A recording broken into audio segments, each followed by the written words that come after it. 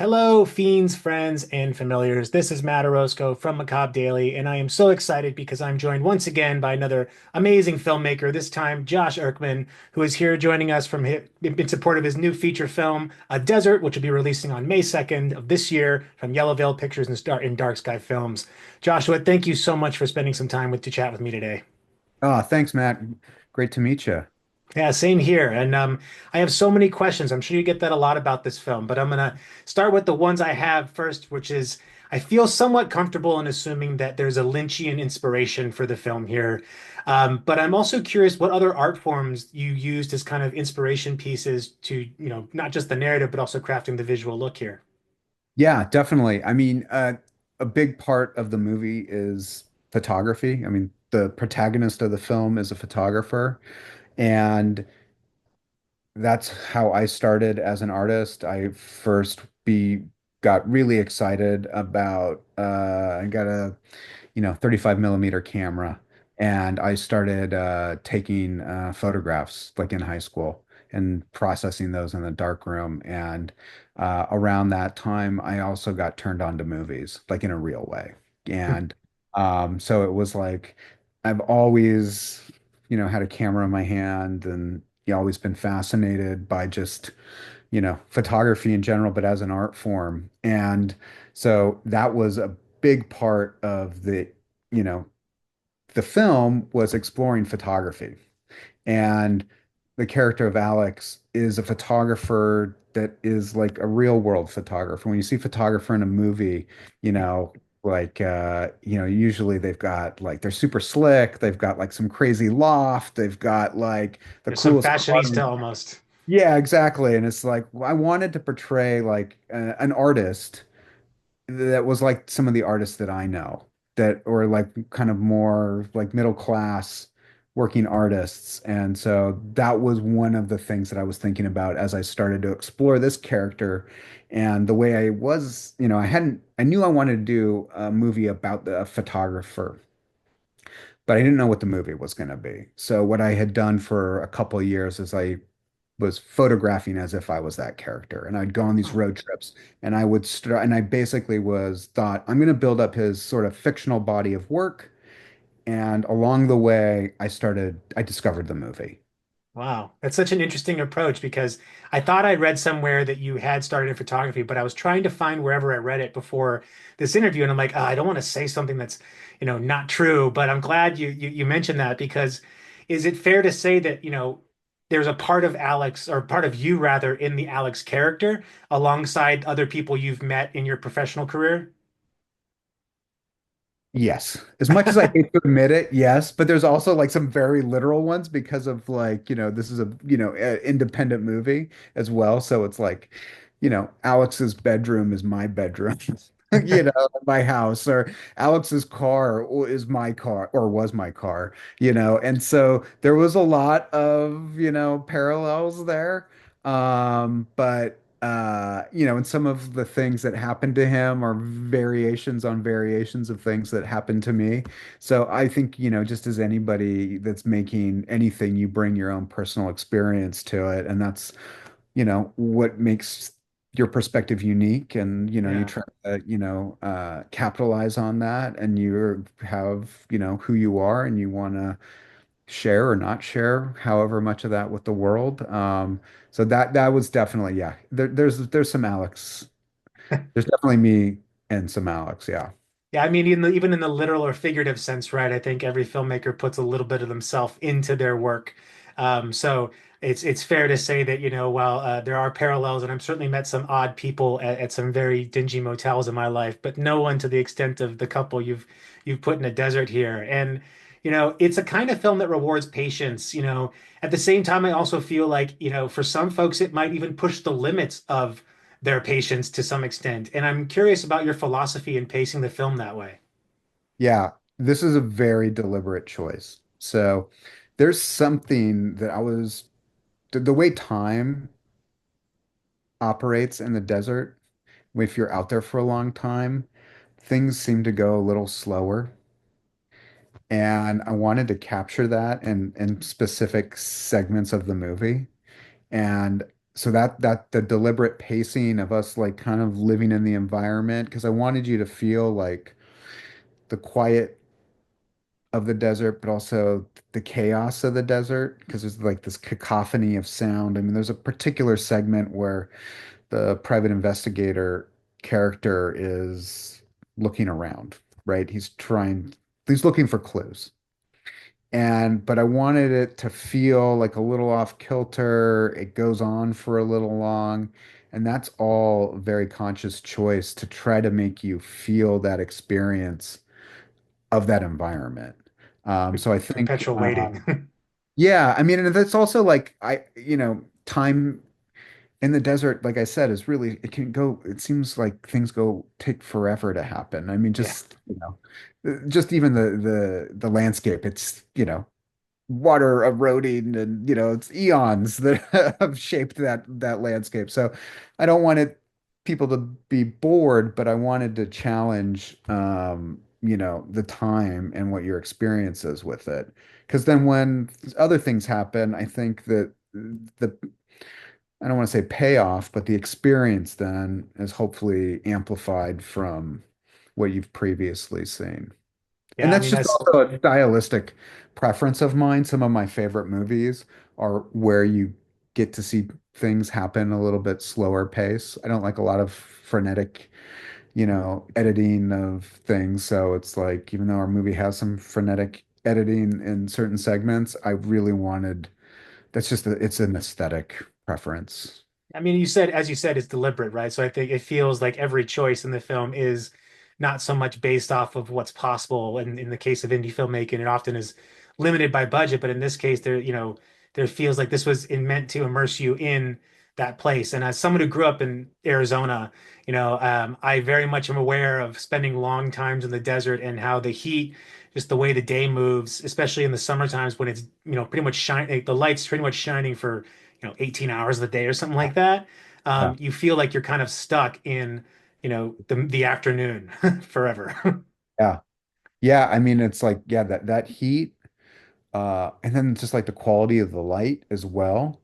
I mean, if you know, some of there's scenes in these sand dunes, and I wandered around those sand dunes myself before, and it it's like it almost feels like you're in a Hanna-Barbera cartoon, right? Where it's Yeah. just like I'm moving, but the background doesn't really seem to be changing all that much, and it starts to put you in this weird off-kilter headspace. I mean, that's why there's so many accidents on the I-10 freeway because people just don't understand. Like, it's so desolate in some parts that even at night it becomes so dark, and in the day it's so bright. The contrast is pretty outstanding, and I Yeah. think it doesn't it gets taken for granted if you're not familiar with the area. But I think I definitely see your point as someone who grew up in that environment, and you have a lot of artifacts of a previous era that you're using. Alex's camera is almost intentionally older. And at the same time, he's going to these places that are, broken down, forgotten about. That's kind of what he's going for. How do those kinds of things play into the kind of world that you created for the film? Yeah, no, great question.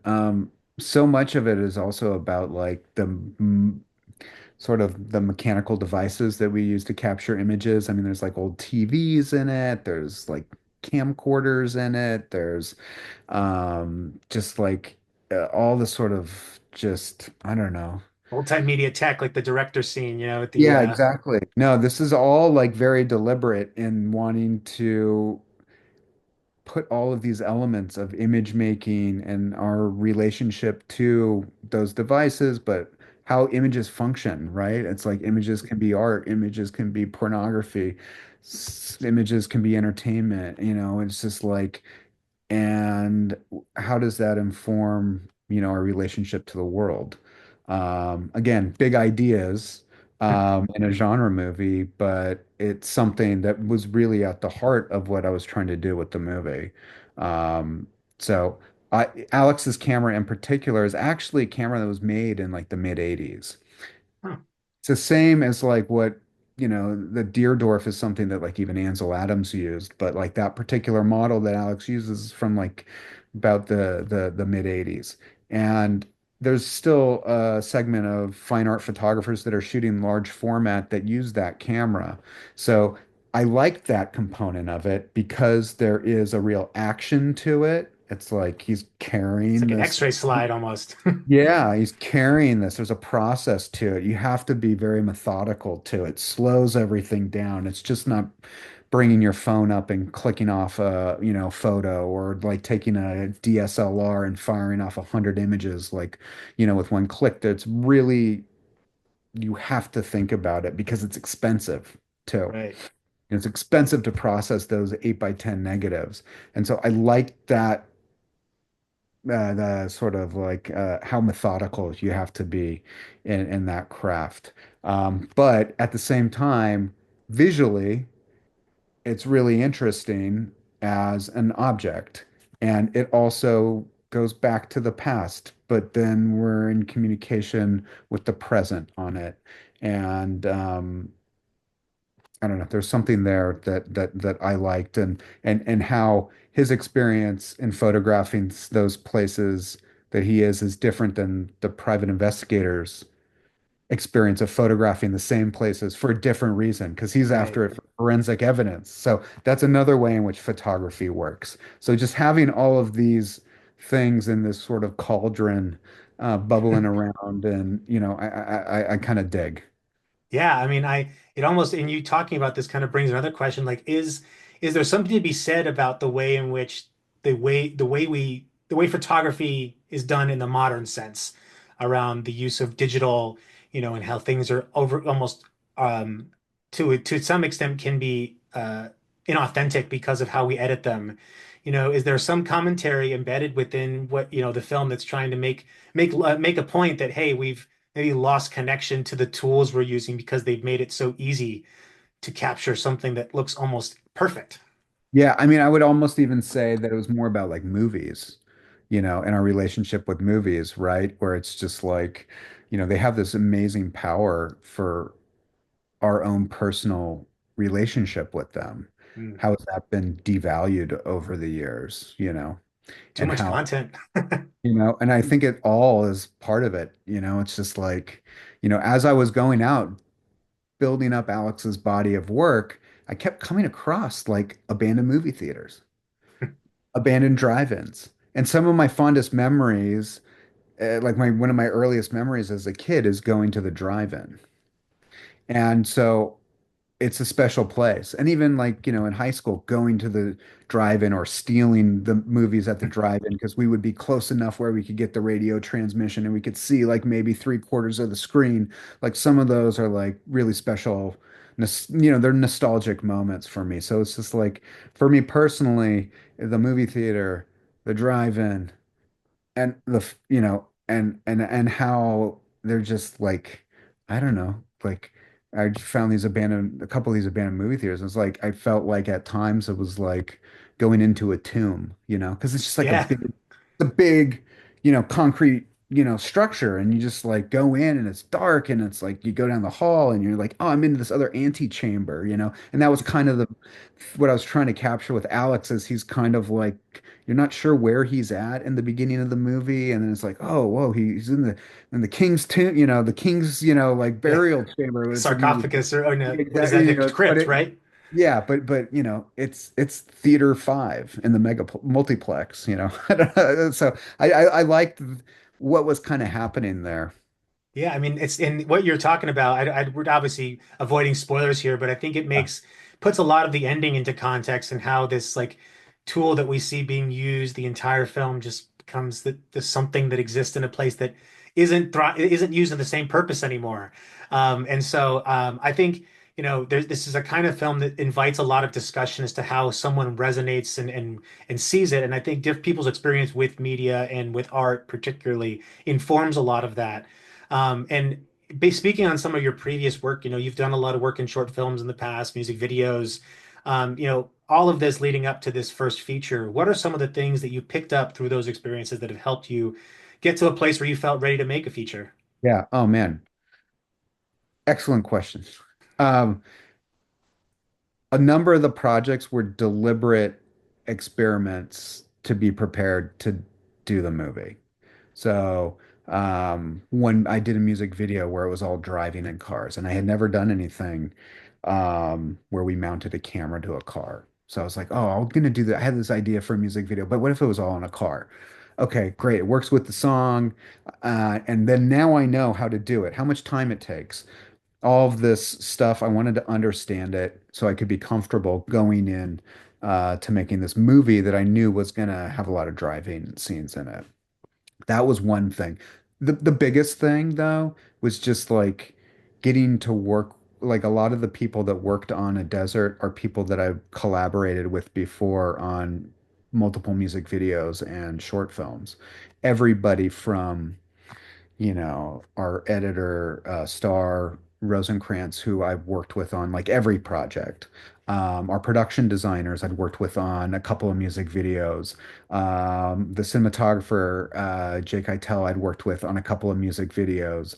Uh, Bossy Baker, who did some work on the script in the movie, and is also our colorist. I met for him being a colorist on one of my short films. So it again is just like a lot of the same key creative people, and that was the thing that I think you know understanding how much stuff costs and what Right. we can get away with, and then just I think, many people say this, but like typically on set, the director is the one that has the least amount of experience because they get to do it the least amount. Everybody else is often working on other things all the It's time. If true. you're a costume designer or you're a sound person, you're working. But like for a director, you could go long periods of time before you get to do it again. So it's really important for me to have people that I could depend on and I had a dialogue with, and we're on the same wavelength, and we're friends, and because it's hard. It's Oh, hard I can business imagine. making a movie. And so having people that were like, got it, knew that they trusted me. And that's the biggest thing about working on those other projects is really just being able to, develop those relationships, hone the craft, work out some of the technical stuff. And that was really it. I mean, I've been chomping at the bit for a while trying to get that first feature. And so it was great. I was just like, eternally grateful that everybody's willing to go on the crazy ride with me.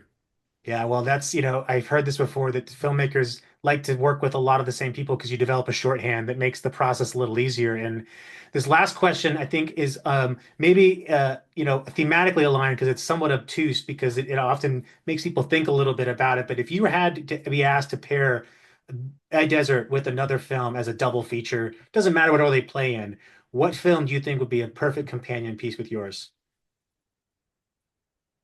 I can only pick one. You can pick as many as you want, Yeah, honestly. no, I would say Antonioni's The Passenger. Oh, very good. Very good. That would be an interesting double feature. Yeah. Definitely both very surreal and kind of, again, I think art, but not so much bludgeoning you with it. Maybe just more art for the experience, not art for the sake of it. Yeah. Um, The desert movies, or for part of Passenger is a desert movie. But that's definitely an influence. That was an influence on the movie in terms of the pacing, actually. Well, Joshua, I know we're running out of time here, so I just want to say thank you so much for your time today. Congratulations on the film. And for a reminder for everyone that's watching to this point, please make sure to go see it in theaters on May 2nd. It's well worth the wait to go and watch it with others and talk about it after. So Joshua, best of luck to you on this and your next endeavor. Thanks so much. Thanks a lot, Matt. Great to talk to you. Same here.